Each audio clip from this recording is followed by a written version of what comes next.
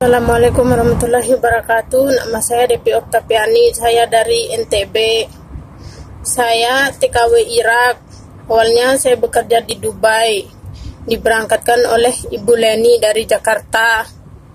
Saya dapat majikan pertama di Dubai mengasuh anak. Tapi saya tidak bisa karena anaknya nakal dan majikannya juga cerewet, banyak omong. Lalu saya dijual lagi sama Ibu Leni, namanya Mr. Muhammad. Saya ditampung di kantor Dubai 1 bulan 2 minggu. Saya dikasih tahu saya akan dikirim ke Irak, tapi saya tidak mau. Saya ingin bekerja di Dubai. Tetapi setelah saya menunggu 1 bulan setengah, mereka mengirim saya ke Irak. Dan setelah sampai saya di Irak, saya di kantor labor porsi dapat majikan yang pertama. Majikan pertamanya sakit gila. Saya tidak bisa karena dia suka berak di mana-mana. Saya tidak bisa mengurus, saya tidak bisa makan. Majikan yang kedua, dia cerewet, katanya saya tidak bisa bekerja. Cuman 1 malam di rumahnya mereka mengembalikan saya ke kantor. Majikan ketiga, katanya dia tidak mampu bayar pembantu, kemahalan. Yang keempat, rumahnya besar dan saya tidak bisa. Dia melihat saya sakit dan dia bilang saya tidak akan bisa bekerja di sana. Lalu saya dikembalikan lagi ke kantor setelah dijemput oleh sopir kantor, dan saya sekarang lagi di kantor. Saya tidak tahu apakah akan dikasih kerjaan atau tidak. Di sini saya lapar, dikasih beras, dikasih minyak, gula, tapi tidak ada bumbu apa-apa. Kalau tidak punya uang tidak bisa makan. Bisa makan tapi nasi kadang dikasih sama orang Nepal. Saya juga bingung di sini. Saya harus bagaimana, Bapak? Saya minta tolong kerjasamanya. Saya tidak punya siapa-siapa di sini. Saya sangat bermohon. Saya di sini nggak enak badan, Bapak. Saya sakit bekas operasi ngelahirin, jadi saya nggak mungkin bisa kuat bekerja. Sebentar dingin, sebentar panas. Mereka melihat saya pucat, tidak bertenaga. Sebab itu mereka pasti akan mengembalikan saya lagi. Saya harus bagaimana, Bapak? Saya bingung. Saya rasakan di sini, Bapak. Saya tidak kuat bekerja. Jika saya diambil majikan lagi, mungkin saya akan dikembalikan. Karena mereka melihat muka saya pucat. Sebentar saya kedinginan, sebentar kepanasan. Saya udah nggak kuat, tenaga saya nggak kuat untuk kerja. Di sini rumah besar-besar. Saya penyakit ngelahirin, dioperasi.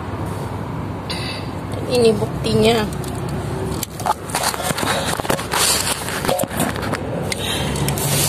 Bekas operasian saya. Ini, Pak.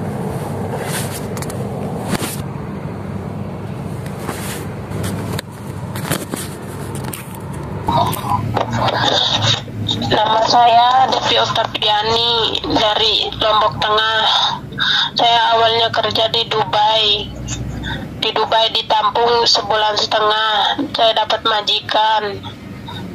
Tapi saya balik karena saya jagain anak, tapi majikannya cerewet, suka nyolek-nyolek, jadi saya nggak betah. Terus saya dipindahin lagi, katanya mau dijual ke Mr. Muhammad yang dari Mesir, agen di Dubai. 1,5 bulan saya diam di sana di penampungan. Tahu-taunya kirain awalnya dia bilang kamu mau dibawa ke Irak, Erbil. Saya nggak mau, tapi setelah nunggu 1,5 bulan, tahu-taunya saya dibawa ke sini. Saya nggak mau ke sini. Saya udah tahu banyak TKW yang ngeluh di sini. Mereka mau bawa saya ke sini, ke kantor yang sini.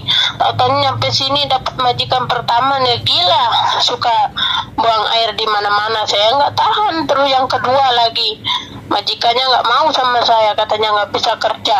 Dibalikin cuman 1 malam. Yang ketiga nggak ada uang katanya buat bayar pembantu. Yang keempat rumahnya kayak istana, saya sendiri.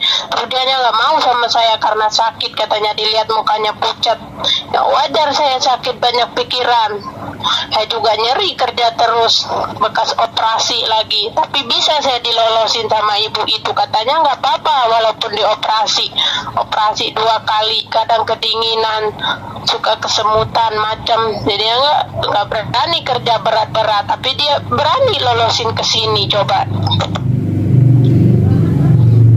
itu ceritanya. Terus ya, yang soal itu nggak bisa pulangnya tadi, kan belum bisa pulang juga.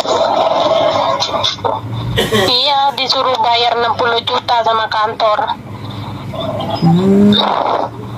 60 juta atau 6 juta? Yang itu yang di KBRI itu maunya 6 juta, tapi kalau kantor di sini mau dibalikin harus ngembaliin duit 60 juta katanya. Di mana dapat duit 60 juta? Kata mereka dari KBRI sini itu nggak boleh ada yang diberangkatin, semuanya ilegal. Kalau ketahuan kayak begini katanya agennya bakalan ditangkap. Tapi kita kan lagi kesusahan, gimana mau ngirimin uang? Dibantu kayak gitu mbak, nanti dikasih uang di rumah gitu, ditalangin. Kita mah pasti bayar kalau udah nyampe rumah. Posisinya di sini kan gak bisa keluar, jadinya gimana? Terus selama ini usaha udah gimana aja? Kabur atau gimana gitu? Apa? Kabur mungkin atau apalah, dibalikin ke agen berkali-kali atau gimana? Saya emang nggak pernah kabur, nggak berani kabur. Mau kabur kemana di sini? Udah, kalau majikan nggak mau dibalikin lagi ke sini. Besok kalau dilihat sakit sama majikan, pasti dibalikin lagi ke sini. Dimarahin lagi sama kantor. Begitu. Ya harapannya mungkin buat pemerintah Indonesia sama buat gubernur, bupati boleh. Atau buat KBRI iya, juga. di sini juga ada teman yang sakit tapi harus kerja udah 4 bulan di sini. Dia itu nyeri, kata peranakannya turun, operasi tapi nggak bisa balik, disuruh bayar 60 juta. Mana kita dapat uang, kerja juga kayak begini? Gaji ditahan kakak atau data-data kakak ditahan? Enggak ditahan, saya sembunyiin di sini, makanya buat itu persiapan kalau ntar ada yang mau bantu, mau kasih uang, nanti ditambahin sama keluarga di rumah. Itu aku sembunyiin, pinter-pinternya sembunyiin biar nggak diambil. Termasuk HP? Bilang, iya HP-nya ada yang diambil, ada yang enggak. Ini mah nggak ada kartunya, makanya nggak diambil. Tapi kan saya nyari wifi ini di atas genteng, diam-diam. Oh gitu. Iya, harapan kakak mungkin lebih jelasnya, harapan kakak. Harapan saya kalau kayak begini caranya majikan dibolak-balikin kayak begini, mendingan saya pulang. Buat apa saya di kantor ini? Lapar juga iya, makan Indomie terus mencret. Ada beras tapi nggak dikasih lauk, ada minyak, ada gula. Ada orang yang kerja dari negara lain, Nepal ini yang makan. Kalau ada sisa baru dikasih mereka. Kalau nggak punya duit mah lapar di sini. Tapi kakak sekarang di rumah majikan ya? Bukan di rumah majikan, di kantor. Oh ini dibalikin, posisinya dibalikin. Di kantor dimarah-marahin kemarin. Udah berapa Kamu hari? katanya minta balik terus, gimana? Hah? Udah berapa hari? Udah mau 5 hari di sini. Jadi intinya dinilai nggak cocok ya? Jadi dibalikin gitu? Iya saya bilang nggak enak badan mah, harus kerja lagi. Ya harapannya mungkin semoga pemerintah membantu gitu ya, terutama yang terdekat kan KBRI. Iya, bingung saya di sini kayak begini. Mau balik ke kantor, gak berani terus-terusan balik ke sini. Kerja di rumah majikan juga nggak kuat. nanti majikan gak mau dibalikin ke sini, kita balik ke sini dimarahin sama kantor.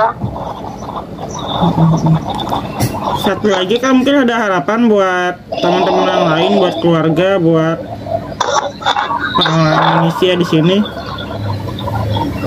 Pesan-pesan kakak gitu. Iya, saya mau bilang sama mereka, kalau pengen ke luar negeri harus mikir-mikir dulu, harus siap segalanya. Apalagi kalau masih kita mah nggak punya tenaga, sampai sini tuh nggak ada namanya sakit, harus kerja. Kalian mau kalau mau kesini harus mikir berapa kali, apalagi kalau punya anak, punya suami. Kalau nggak panjang pikiran mau bunuh diri di sini. Saya sangat nyesel kesini kalau tahu kayak begini. Mendingan di Indonesia nggak punya uang tapi bisa makan daripada di negara orang kayak begini. Katanya banyak duit, kita sakit. Ya, semoga segera ada ini apa respon dari pemerintah ya kak ya. Iya, mereka mah nggak ada yang bisa mengerti kalau di negara orang. Walaupun kita juga sakit harus tetap kerja, mereka nggak mau rugi. Saya mah selalu bilang sama orang-orang yang pengen ke luar negeri atau ke sini, ke negara Irak ini, nggak bakalan ada yang bisa bantuin. Iya. Hanya bisa nangis, berdoa sama Tuhan, semoga ada jalan keluarnya. Ada lagi mungkin satu hal penting yang mau disampaikan?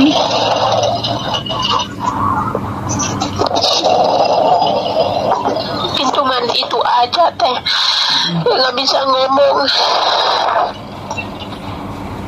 Iya. Itu aja udah cukup. Iya, sabar ya kak ya. Insya Allah kuat. Kan teman-teman yang lain juga udah banyak yang bersuara ya kalau ingin pulang. Jadi kan kakak nggak sendiri gitu, banyak kawan-kawan yang lain. Iya. Kita belum sini ngerasa kayak hidupnya. Iya. Oke, makasih ya kak ya.